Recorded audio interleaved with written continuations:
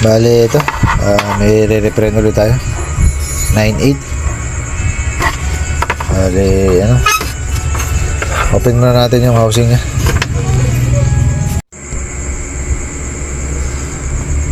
Bale ito, wala naman tayo nakitang may problema. Bale pwede natin subukan to. Bale lagyan ko lang ng battery saka output.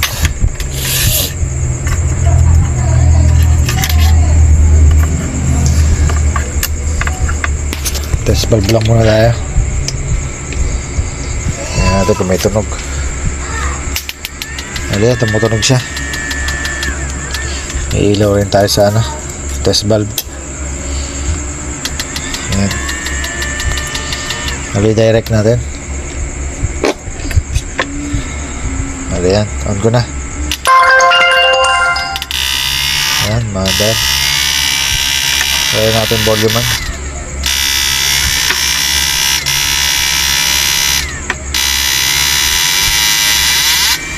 Nawawala. Bale yan, nawawala siya. Lower lang. Ang nagkakaroon. Nawawala-wala. Wala talaga. Bale yan. Malamang nito sira yung lakasan niya. Bale, try muna natin lagyan ng lakasan na iba. Bale ito. Natin kung titino siya. Bale yan, on ko na. Yan, matay siya. Palakas. Bale yan. Try natin hinaan.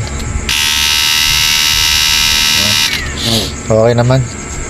Sira yung lakasan niya.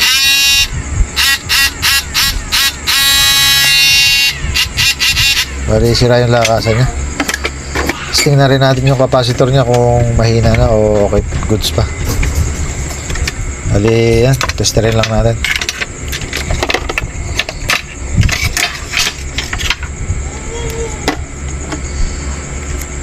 Tanggalin muna natin yung pondo.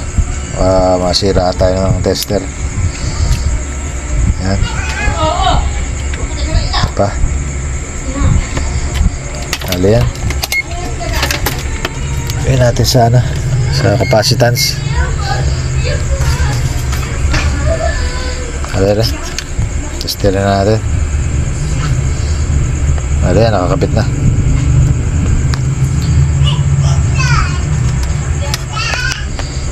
Ayaw pa ma-reading. Ayan, tingnan natin. Ayan, bali mababa na rin siya. 3.7 na lang. Medyo bababa pa yan pag natanggal dito sa kanyang board. Bali yun yung dalawang palitin, yung lakasan saka yung kanyang capacitor. Bali palitan muna natin. Palitan ko lang.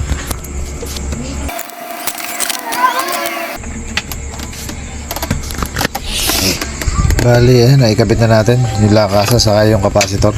Bali palitan ko na rin tong may kalawang na to sa kanyang output. Isa hindi na, ito lang. Sobra dami na ng kalawang. Bali palitan ko lang dito.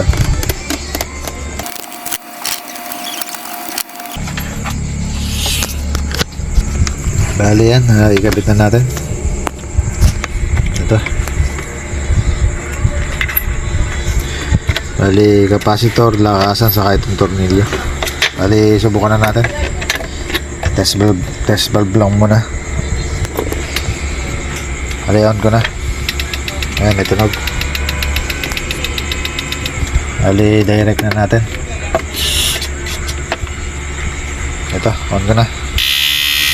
Okay na.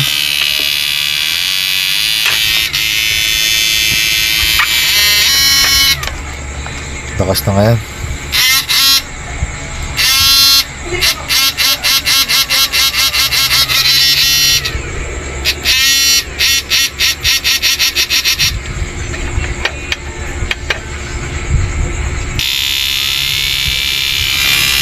Bali yan yung low.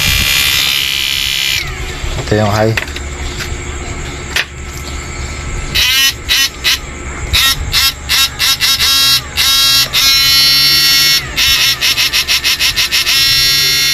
Ayan.